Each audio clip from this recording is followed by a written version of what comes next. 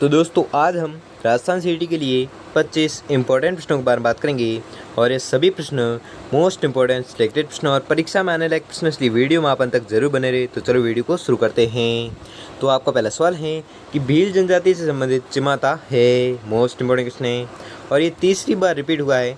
ठीक है, तीसरी बार रिपीट हो चुका है और ये वेरी मोस्ट इम्पोर्टेंट क्वेश्चन है और बहुत बार एग्जाम में पूछा भी गया है, इसलिए आपको रट लेना है, कुछ भी करके याद कर लेना है कि भील जनजाति से संबंधित चिमाता है। तो चिमाता क्या है? तो चिमाता एक कृषि है। तो दोस्तों आपको 25 प्रश्न दिए जाएंगे, जिसमें से आपने कितने प्रश्न सही किए हैं वो हमें लास्ट में कमेंट में ज़रूर बताएं, जिससे कि आपकी प्रिपरेशन का पता चलता रहेगा। तो अगला प्रश्न देखते हैं। अगला सवाल है कि भील समाज के स्त्री पुरुष शरीर पर चित्रांकन करवाते हैं, जिसे कहा जाता है, तो उसे क्या कहते हैं? तो उसे कहते हैं गोदना। अगला सवाल है कि मीणा जनजाति की उत्पत्ति का मुख्य स्रोत मीणा पुराण ग्रंथ के रचयिता कौन है? तो इसके जो रचयिता है वो है मगन सागर जी।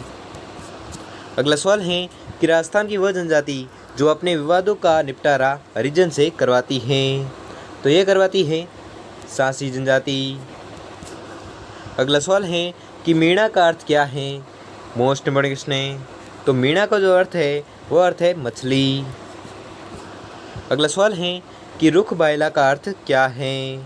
तो रुख बायला का जो अर्थ है वो अर्थ है वृक्ष मित्र। अगला सवाल है कि निम्न में से कौन सी जनजाति राजस्थान में निवास करती है? तो वह जनजाति है भील जनजाति, जो कहाँ पर निवास करती है? राजस्थान में।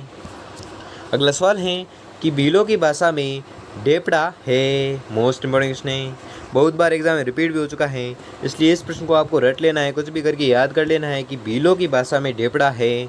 तो डेपड़ा क्या है? तो डेपड़ा एक है तंग धोती।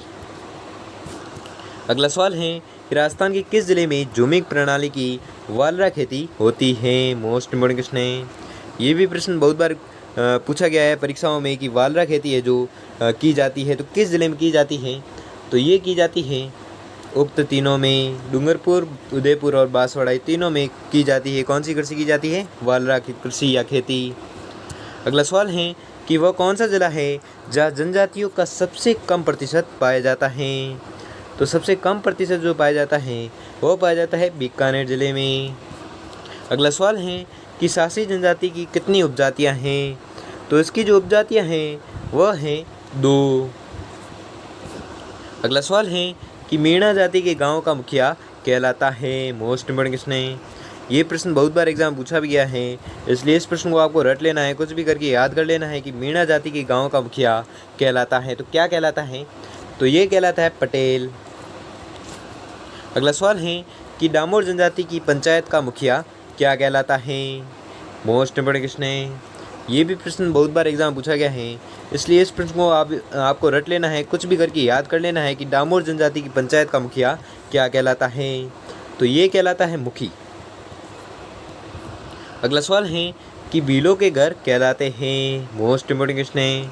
ये भी प्रश्न परीक्षा में आने लायक प्रश्न है कि भीलों के घर क्या कहलाते हैं? तो ये कहलाते हैं टापर या कू। अगला सवाल है कि सहरिया जनजाति की बस्ती कहलाती है, मोस्ट इम्पोर्टेंट क्वेश्चन है। ये भी प्रश्न परीक्षा में आने लायक प्रश्न है कि सहरिया जनजाति की बस्ती है जो कहलाती है, तो क्या कहलाती है? तो इनकी जो बस्ती कहलाती है वह कहलाती है सहराना। अगला सवाल है कि ताड़ना एवं मोरबंदिया विवाह किस जनजाति में प्रसिद्ध हैं? मोस्ट इम्पोर्टेंट क्वेश्चन है। बहुत बार एग्जाम में पूछा गया है, इसलिए इस प्रश्न को आपको रट लेना है, कुछ भी करके याद कर लेना है कि तरना एवं मोरबंदिया विवाह जो किस जनजाति में प्रसिद्ध हैं। तो आपको याद रखना है ये दोनों जो विवाह है यह प्रचलित हैं गरासिया जनजाति में। अगला सवाल है कि सहरिया जनजाति के मुखिया को कहते हैं, मोस्ट इम्पोर्टेंट क्वेश्चन है। तो सहरिया जनजाति के मुखिया को जो कहते हैं वह कहते हैं कोतवाल। अगला सवाल है कि गरासियों के घर कहलाते हैं, मोस्ट इम्पोर्टेंट क्वेश्चन है। ये भी प्रश्न बहुत बार एग्जाम में पूछा गया है कि गरासियों के घर कहलाते हैं, तो क्या कहलाते हैं? तो इनके जो घर कहलाते हैं वह कहलाते हैं घेर। अगला सवाल है कि फायरी किस जनजाति का रणघोष है? मोस्ट इम्पोर्टेंट क्वेश्चन है, बहुत बार एग्जाम में रिपीट हो चुका है, इसलिए इस प्रश्न को आपको रट लेना है, कुछ भी करके याद कर लेना है कि फायरी है जो किस जनजाति का रणघोष है? तो ये रणघोष है भील जनजाति का। अगला सवाल है कि किस जनजाति की अन्न भंडार कोठियाँ सोहरी कहलाती है? तो ये कहलाती है गरासिया जनजाति की अन्न भंडार कोठिया कहलाती है। क्या कहलाती है? सौरी कहलाती है। अगला सवाल है कि थारी संस्कार किस आदिवासी जनजाति में प्रचलित हैं? तो ये प्रचलित हैं सहरिया जनजाति में। अगला सवाल है कि किस जनजाति के लोग झेला बाबूजी के मेले में विशेष रूप से भाग लेते हैं? मोस्ट इंपॉर्टेंट क्वेश्चन है। यह प्रश्न बहुत बार एग्जाम पूछा गया है, इसलिए इस प्रश्न को भी आपको रट लेना है, कुछ भी करके याद कर लेना है कि झेला बाबूजी के मेले है जो विशेष रूप में भाग कौन लेते हैं? तो इस मेले में विशेष रूप में भाग लेते हैं डामोर जनजाति के लोग।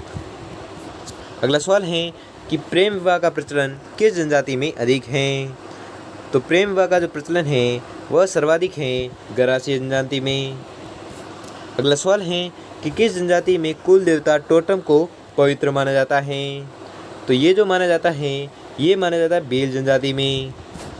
अगला सवाल है कि बाखर बाबूजी निम्नलिखित में से किस जनजाति के संरक्षक पिता माने जाते हैं? तो ये जो माने जाते हैं ये माने जाते हैं गरासिया जनजाति में। तो दोस्तों आपको 25 प्रश्न दिए थे, जिसमें से आपने कितने प्रश्न सही किए हैं वो हमें जल्दी से जल्दी कमेंट करके जरूर बताइए। और अगर आपके लिए ये वीडियो थोड़ा भी हेल्पफुल साबित हुआ हो तो वीडियो को लाइक और चैनल पर नए तो चैनल को सब्सक्राइब कर लीजिए और बेल आइकन को प्रेस कर लीजिए, जिससे कि वीडियो की नोटिफिकेशन आपको मिलती रहेगी। धन्यवाद।